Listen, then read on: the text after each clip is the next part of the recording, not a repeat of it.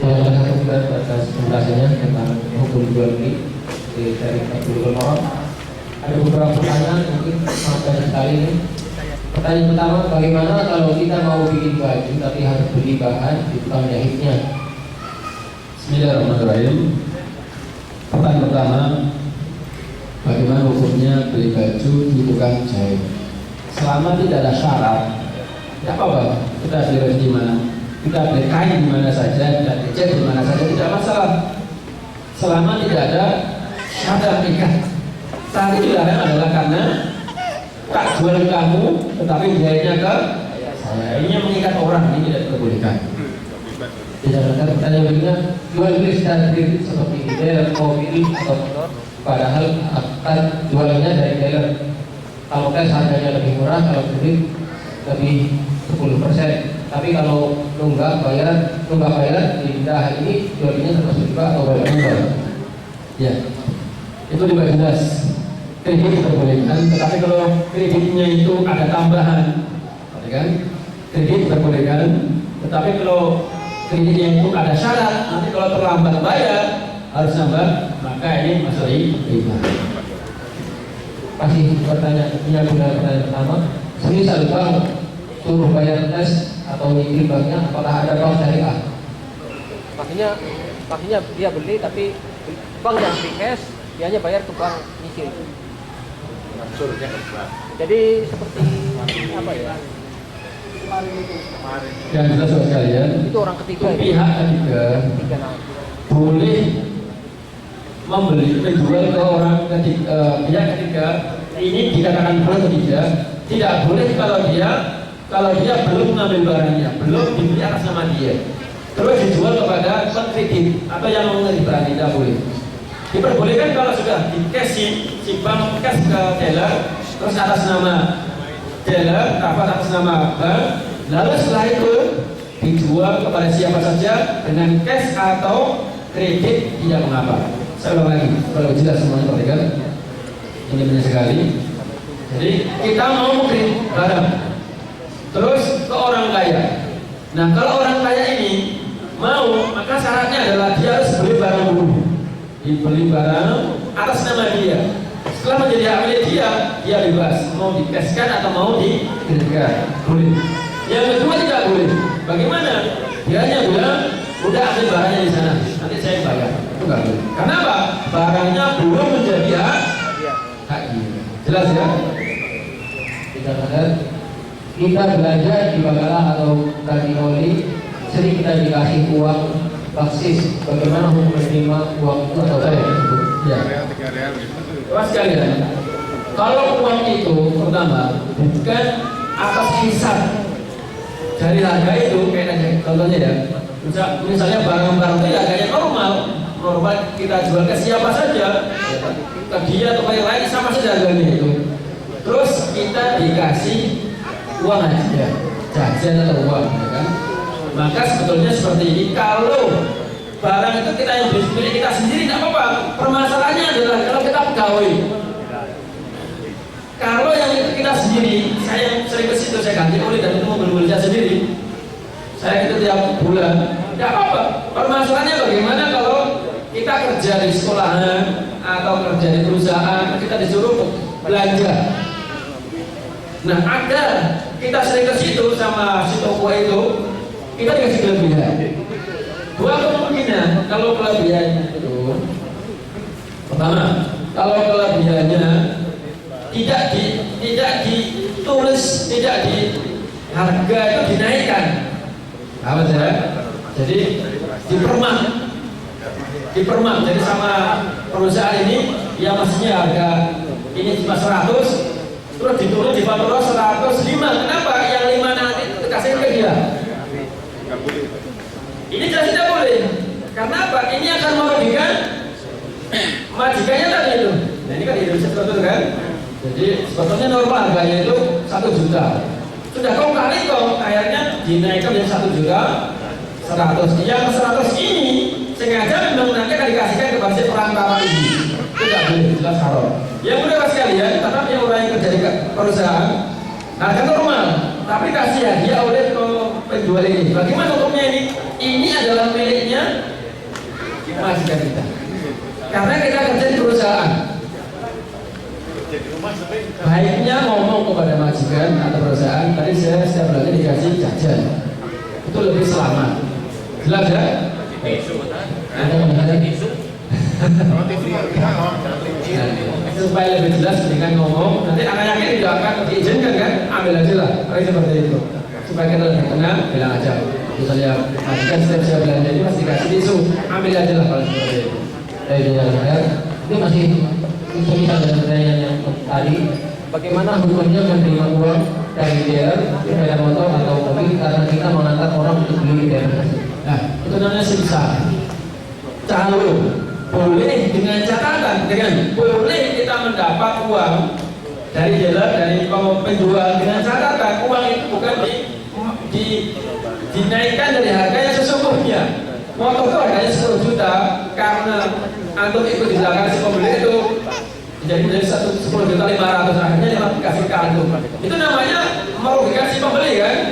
Itu tidak boleh. Tapi kalau diambilkan dari harga asli, tidak apa-apa. Ini pertanyaan sebenarnya sudah dipertanyakan cuma kemarin. Penjual barang yang masih dalam proses kredit dengan dijual sudah dibayar akan langsung dilunasi. Selama terus sekalian, meskipun kredit itu kan sudah menjadi hak milik kita.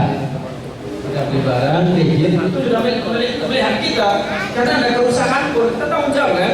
Karena sudah menjadi hak milik kita, maka syaratnya jual beli adalah itu milik kita. Karena milik kita, maka kita beli jualnya kepada orang lain. Pertanyaan berikutnya, bagaimana hukumnya jual beli lewat Facebook atau online yang hanya memfoto barang-barang yang bukan miliknya? Ini termasuk masalah kontemporer ya, karena memang jual beli itu syaratnya salah satunya adalah harus takal, harus serah terima barang, harus serah terima barang. Nah ini sekarang seperti bursa ya, jual beli bursa itu kan jual di alon-alon aja di dunia maya, bursa tahu ya. Kan kita nggak pernah megang uang, nggak pernah megang barang, tidak dibolehkan. Karena memang salah satu syaratnya jual beli itu adalah akal, saling serah terima. Dan saya pertanyaan berikutnya, bolehkah menutup kerusakan ketika membeli sesuatu ada garansinya? Ya, itu masyarakat kalau muslim ala syurutihi. Jadi perusahaan masih garansi, ya kan? Kalau ada kerusakan saya akan kembalikan. Bahkan kalau kita beli tanpa garansi pada sekalian, ternyata ada habis. Jadi tidak bilang kita beli sesuatu, kita bawa pulang ternyata rusak pasar tanpa diketahui, tanpa dibilang oleh si penjualnya itu. Makanya seperti itu kita boleh kembalikan, mengambil kerugian berapa kerugian dari jenis seperti ini. Tidak melihat pertanyaan berikutnya, ini bangsa dengan solusinya. Ada seorang suami menjual sebilan tanah yang sudah bukan miliknya lagi, melainkan milik istrinya, akan tetapi istrinya sebelum meninggal sudah menghibahkan kepada anaknya. Bagaimana hukumnya? Apakah sang suami tersebut masih punya hak untuk menjual? Apa data? Yang pertama memang orang tidak boleh menjual yang bukan miliknya, jelas. Yang kedua, ini masalahnya milik anaknya. Jadi barang ini sekarang milik siapa? Milik anaknya. Baik, bolehkah orang tua menjual barang anaknya? Sesungguhnya barang anaknya itu ya barang orang tuanya.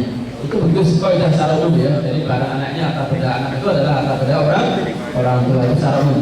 Tetapi ya sekalian, kalau ada jenis orang tua yang tidak tahu diri, mentang-mentang karena barangnya anak itu adalah barangnya orang tua, kemudian dia berkata ke rumah anaknya mengambil barang dijual-jual, itu namanya orang tuanya jadi tidak tahu diri. Nah, kalau dia menjualnya untuk kemaslahatan, untuk kebaikan anaknya juga, maka tidak mengapa. Tapi kalau menjual itu karena orang tuanya sinting misalnya, ya kan ada orang seperti itu kan, mabuk, main, judi, macam-macam, dia pulang. Nah seperti itu maka namanya ulil amr atau ulil amri berkewajiban membantu mencegahnya. Harus dibantu. Orang tua semacam ini tidak bisa mengatur harta keluarga ini, tidak boleh. Jelas ya? Ya, pertanyaan berikutnya, bagaimana hukumnya beli rumah karena hutang yang tak terbayar? bayarnya rumah dengan perjanjian jika tak bisa bayar hutang itu maka rumah itu jadi jaminan dan dibayar sesuai kesepakatan. Padahal katanya rumah itu mungkin lebih besar dari hutang. Itu namanya Korak. apa namanya? Korak. Apa itu? Jaminan, korak. Apa gitu itu namanya? Jaminan. Jadi utang itu dalam besar diperbolehkan. Nah, juga dianjurkan untuk ditulis sebagai apa? Jaminan, tidak lupa. Nah, sekarang sudah kelihatan saya utang misalnya 1 miliar, jaminannya uang, jaminannya rumah. Ya. Boleh nggak seperti itu? Boleh, tapi ingat rumahnya jangan dipakai. Kalau kita memakai rumahnya menjadi riba. Kullu qardin jar naf'ah wa riba. Pinjam uang 1 miliar, ini jaminannya rumah. Ya sudah, rumah, itu rumahnya pegang suratnya saja, taruh di rumah suratnya itu. Suatu saat nanti ternyata si peminjam tidak mampu mengembalikan utangnya setelah diminta dengan cara PFS keluarga masih tidak dikembalikan, maka rumah itu kemudian baru dilelang dijual seharga ya normal, bukan harga yang tidak normal, normal. Nah, ketika harga uang itu melebihi utangnya, maka lebih sisanya itu dikasihkan kepada yang punya rumah atau si teman-teman itu. Begitu. Pertanyaannya, membeli mobil dengan cara kredit lalu mobil tersebut mau dijual lagi karena tidak mampu untuk membayar cicilannya. Kayak tadi ya, kayak tadi itu sama. Yang jelas, jelas sekalian, kredit itu kan sebagai milik kita. Ini mungkin dioper Ustaz. Jadi karena dia Yang pertama kan kredit itu sudah menjadi milik kita. Cara jual beli adalah hak milik kita. Mas, karena kredit orang semuanya tahu namanya kredit, masa mobil harganya 2 juta, jual cuma 10 juta. Apa ini masih panjang ceritanya itu. Orang tahu kan? Jadi dia bisa menjual. Yang beli pun juga paham. Kenapa tak beli murah? Karena memang saya juga masih punya kewajiban bayar pajak juga. Jadi tidak pelanggaran. Dan apa hukumnya meminjam uang ke bank? Apakah haram untuk kedua belah pihak? ya, itulah kenyataannya mas kalian. Jadi kita sudah gimana ya, dalam masalah bank itu nampaknya setiap orang yang berhubungan dengan bank itu tidak ada kaya ya, yang kaya punya bank aja. Jadi kalau orang itu ke bank sudah jatuh ke tangga hutang 100 juta, ternyata nanti itu jadinya 100, mungkin bisa 50 juta ya. Hutangnya 100 juta, mengembalikannya harus kurang lebih 150 juta. Jadi itu sudah ittifaq ulama haram riba.